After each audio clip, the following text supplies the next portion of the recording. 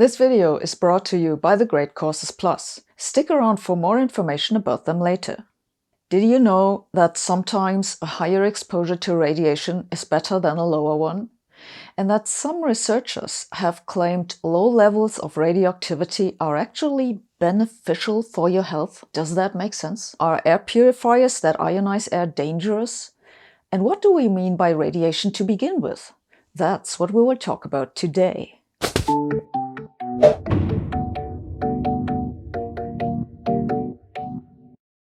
What is radiation? How harmful is it? First of all, what is radiation? Radiation generally refers to energy transferred by waves or particles. So if I give you a fully charged battery pack, that's an energy transfer. But it's not radiation, because the battery is neither a wave nor a particle. On the other hand, if I shout at you and it makes your hair wiggle, that sound was radiation. In this case, the energy was transferred by sound waves that are periodic density fluctuations in the air. Sound is not something we usually think of as radiation, but technically it is. Really, all kinds of things are technically radiation. If you drop a pebble into water, for example, then the waves this creates are also radiation. But what people usually think of when they talk about radiation is radiation that's transferred by either A. elementary particles, that's particles which have no substructure for all we currently know, or that's B. transferred by small composite particles such as protons, neutrons, or even small atomic nuclei, and C. electromagnetic waves. But electromagnetic waves are, strictly speaking, also made of particles, which are the photons. So really, all these types of radiation that we usually worry about are made of some kind of particle. The only exception is gravitational radiation. That's transferred in waves, and we believe that these gravitational waves are made of particles, that's the gravitons, yet we have no evidence for the gravitons themselves. But of all the possible types of radiation, gravitational radiation is the one that is the least likely to leave any noticeable trace. Therefore, with apologies, I will in the following not consider gravitational waves. Having said that, if you want to know what radiation does, you need to know 4 things. First, what particle is it? Second, what's the energy of the particle? Third, how many of these particles are there? And fourth, what do they do to the human body? We will go through these one by one. First, the type of particle tells you how likely the radiation is to interact with you. Some particles come in huge amounts, but they basically never interact. They just go through stuff and don't do anything. For example, the sun produces an enormous number of particles called neutrinos. Neutrinos are electrically neutral, have a small mass, and they just pass through walls and you and indeed the whole Earth. There are about 100 trillion neutrinos going through your body every second, and you don't notice. It's the same with the particles that make up dark matter. They should be all around us and going through us as we speak, but they interact so rarely with anything we don't notice. Or maybe they don't exist in the first place. In any case, neutrinos and dark matter are particles you clearly don't need to worry about. However, other particles interact more strongly, especially if they are electrically charged. That's because the constituents of all types of matter are also electrically charged. Charged particles in radiation are mostly electrons, which you all know, or muons. Muons are very similar to electrons, just heavier, and they are unstable. They decay into electrons and neutrinos again. You can also have charged radiation made of protons. That's one of the constituents of the atomic nucleus, and it's positively charged. Or you can have radiation made of small atomic nuclei. The best known of those are helium nuclei, which are also called alpha particles. Besides protons, the other constituent of the atomic nucleus are neutrons. As the name says, they are electrically neutral. They are a special case because they can do a lot of damage even though they do not have an electric charge.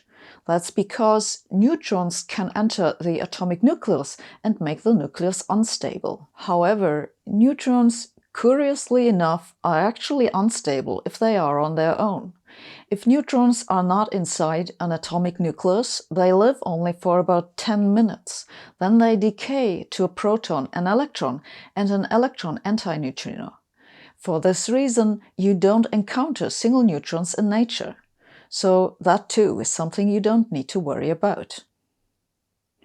Then there's electromagnetic radiation, which we already talked about the other week. Electromagnetic radiation is made of photons, and they can interact with anything that is electrically charged. And since atoms have electrically charged constituents, this means photons can interact with any atom. But whether they actually do that depends on the amount of energy per photon. So first, you need to know what kind of particle is in the radiation, because that tells you how likely it is to interact. And then, second, to understand what the radiation can do if it interacts, you need to know how much energy the individual particles in the radiation have. If the energy of the particles in the radiation is large enough to break bonds between molecules, then they are much more likely to be harmful. The typical binding energy of molecules is similar to the energy you need to pull an electron off an atom. This is called ionization, and radiation that can do this is therefore called ionizing radiation. The reason ionizing radiation is harmful is not so much the ionization itself, it's that if radiation can ionize, you know it can also break molecular bonds. Ionized atoms or molecules like to undergo chemical reactions. That may be a problem if it happens inside the body. But ionized molecules in the air are actually common because sunlight can cause this ionization, and it's not something you need to worry about. If you have an air purifier, for example, that ionizes some air molecules, usually O2 or N2, the idea is that these ionized molecules will bind to dust and then the dust is charged, so it will stick to the floor or other grounded surfaces. But this ionization in an air purifier does not require ionizing radiation, so it's not a health risk, except that air purifiers may also produce ozone. Where does ionizing radiation come from? Well, for one, ultraviolet sunlight has enough energy to ionize.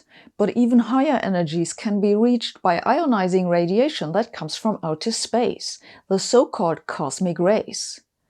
Most ultraviolet radiation from the sun gets stuck in the stratosphere thanks to ozone. Most cosmic rays are also blocked or at least dramatically slowed down in the upper atmosphere, but part of it still reaches the ground.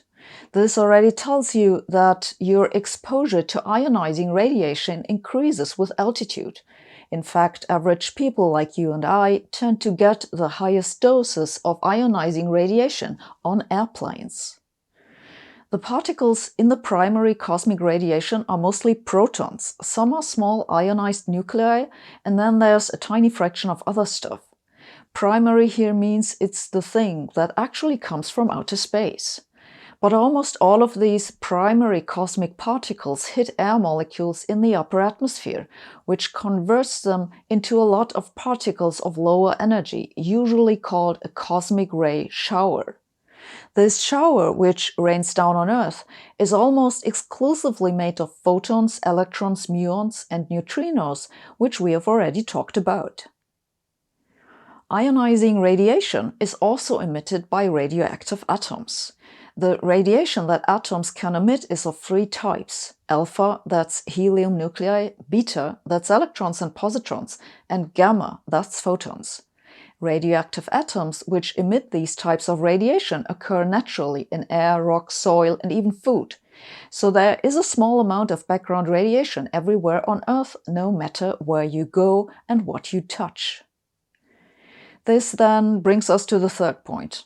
If you know what particle it is and you know what energy it has, you need to know how many of them there are. We measure this in the total energy per time, that is known as power. The power of the radiation is the highest if you are close to the source of the radiation. That's because the particles spread out into space, so the farther away you are, the fewer of them will hit you. The number of particles can drop very quickly if some of the radiation is absorbed. And the radiation that is the most likely to interact with matter is the least likely to reach you. This is the case, for example, for alpha particles. You can block them just by a sheet of paper. And then there's the fourth point, which is the really difficult one. How much of that radiation is absorbed by the body and what can it do? There is no simple answer to this. Well, okay, one thing that's simple is that high amounts of radiation, regardless of what type, can pump a lot of energy into the body, which is generally bad. Most countries, therefore, have radiation safety regulations that set strict limits on the amount of radiation that humans should maximally be exposed to.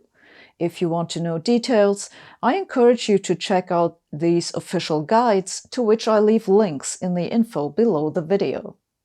Interestingly enough, more radiation is not always worse. For example, you may remember that if there's a nuclear accident, people rush to buy iodine pills. That's because nuclear accidents can release a radioactive isotope of iodine, which may then enter the body through air or food. This iodine will accumulate in the thyroid gland, and if it decays, that can damage cells and cause cancer. The pills of normal iodine basically fill up the storage space in your thyroid gland, which means the radioactive substance leaves the body faster. But, believe that or not, some people swallow large amounts of radioactive iodine as a medical treatment. This is actually rather common if someone has an overactive thyroid gland, which causes a long list of health issues. It can be treated by medication, but then patients have to take pills throughout their lives, and these pills are not without side effects. Now, if you give those patients radioactive iodine, that kills off a significant fraction of the cells in the thyroid gland and can solve their problem permanently. This method has been in use since the 1940s, is very effective, and no, it does not increase the risk of thyroid cancer. The thing is that if the radiation dose is high enough, the cells in the thyroid gland will not just be damaged, mutate, and possibly cause cancer. They'll just die. Now, this is not to say that more radiation is generally better. Certainly not. Dead cells don't cause cancer, but they don't do what they are supposed to do either. But it demonstrates that it's not easy to find out what the health effects of a certain radiation dose are. The physics is simple, but the biology isn't. Indeed, some scientists have argued that low doses of ionizing radiation may be beneficial because they encourage the body to use cell repair mechanisms. This idea is called radiation hormesis. Does that make sense? Well, it's kind of plausible, but the plausible ideas are the ones you should be most careful with. Several dozen studies have looked at radiation hormesis in the past 20 years, but so far the evidence has been inconclusive and official radiation safety committees have not accepted it. This does not mean it's wrong. It just means at the moment it's unclear whether, or if so, under which circumstances, low doses of ionizing radiation may have health benefits or at least not do damage. So, I hope you learned something new today. This video was sponsored by the Great Courses Plus. This year, with all the lockdowns and cancelled events, I really got into online learning, and I have found the Great Courses Plus to be an amazing place for that. The Great Courses Plus is a subscription on-demand video learning platform that allows you to stream lectures on your browser or using an app on your phone. And you know what? In contrast to other services I've tried, theirs actually works as you think it should work. The Great Courses Plus now offers a free trial for viewers of this channel, which is a double benefit because it both serves your curiosity and supports this channel.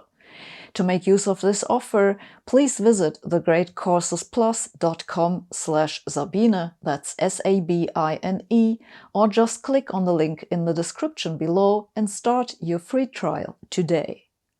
Thanks for watching. See you next week.